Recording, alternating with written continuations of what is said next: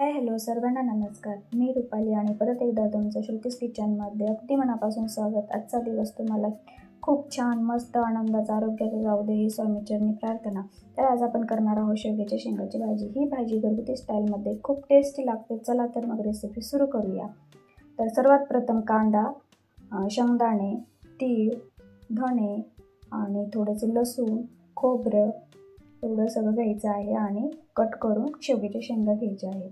तर कढईमध्ये थोडेसे तेल टाकायचे आहे आणि आपण सर्व मसाले एक एक करून भाजून घ्यायचे आहे.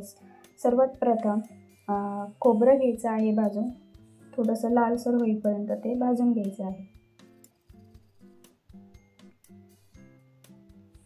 त्यानंतर खोबरे थोडेसे लाल झाले की ते काढून घ्यायचे आहेत. असे एक एक करून सर्व आपण भाजून घ्यायचे आहे साहित्य.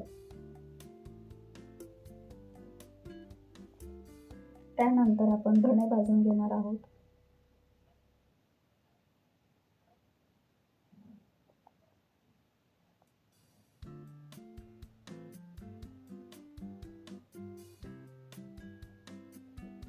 धणे हे खूप जास्त काळपट भाजायचे नाहीत. त्याला थोडासा तपकिरी रंग येईपर्यंत आपण धणे भाजायचे आहेत. जास्त काळे भाजले तर ते कडवट लागतात भाजीमध्ये. त्यामुळे धणे हे थोडंसं कलर आला पाहिजे त्यानुसारच हे भाजायचे आहेत.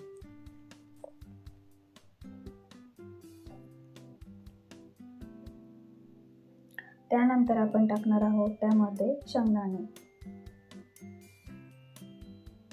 शेंगदाणे हे पण लाल होईपर्यंतच भाजायचे आहे, जास्त काळे भाजायचे नाहीत,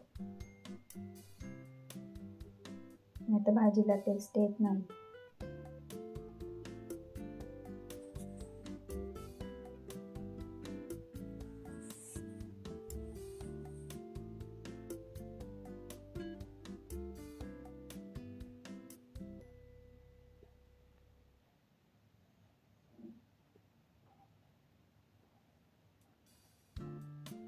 त्यानंतर शेंगदाणे भाजून घेतले आहेत ते काढून घेऊया. त्यानंतर टाकायचे आहेत तीळ.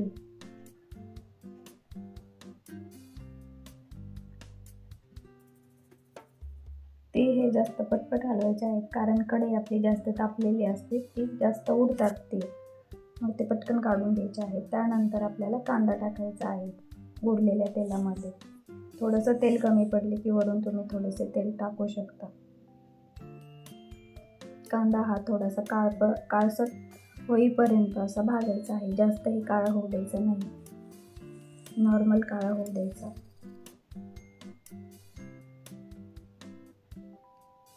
कांदा झाला आहे आपला भाजून, तोही आपण काढून घेऊया.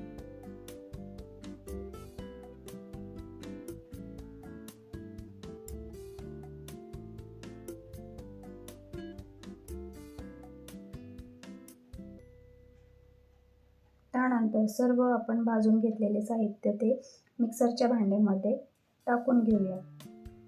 त्यानंतर मिक्सरला बारीक वाटून घ्यायचे आहेत. आणि शेंगदाणे आणि तीळ ते नंतर शेवटी वाटायचे आहेत. सर्वात आधी धणे, परत खोबरं, लसूण एवढे सगळे साहित्य हे बारीक करून घ्यायचे आहे. बारीक केल्यानंतर कढईमध्ये 2 पळी तेल टाकायचे आहेत. त्यामध्ये वाटलेला मसाला टाकून द्यायचा आहे. तो तेलामध्ये व्यवस्थित परतून घ्यायचा आहे. परतल्यानंतर आपण जे सगळे मसाले घेतले आहेत ते घ्यायचे आहे सगळे. लाल मिरची, हळद, परत आणखीन गरम मसाला, सब्जी मसाला हे सर्व ते मिक्स करायचे आहेत मसाल्यामध्ये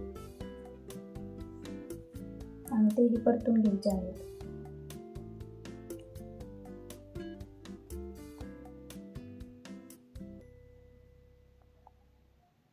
तेल सुटेपर्यंत व्यवस्थित परतून घ्यायचे.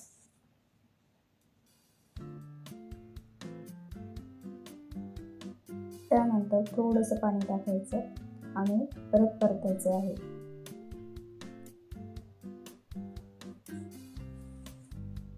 भाजीला तरी येण्यासाठी 5 मिनिटं आपण कमी आचेवर झाकण ठेवायचे आहे आणि थोड्या वेळाने परत उकडून त्यामध्ये शेवग्याच्या शेंगा टाकायच्या आणि त्याही परतून घ्यायच्या.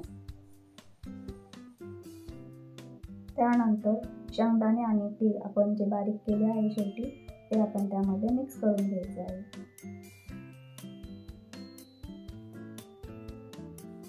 व्यवस्थित मिक्स केल्यानंतर 5 मिनिटं झाकण ठेवून चांगले मंद आचेवर ठेवायचे आहे आणि नंतर परत झाकण काढून परत एकदा मिक्स करायचे आहे आणि आपल्याला भाजीचा रस्सा जेवढा पाहिजे तेवढा वाढवायचा आहे आपल्या घरातल्या मेंबरनुसार.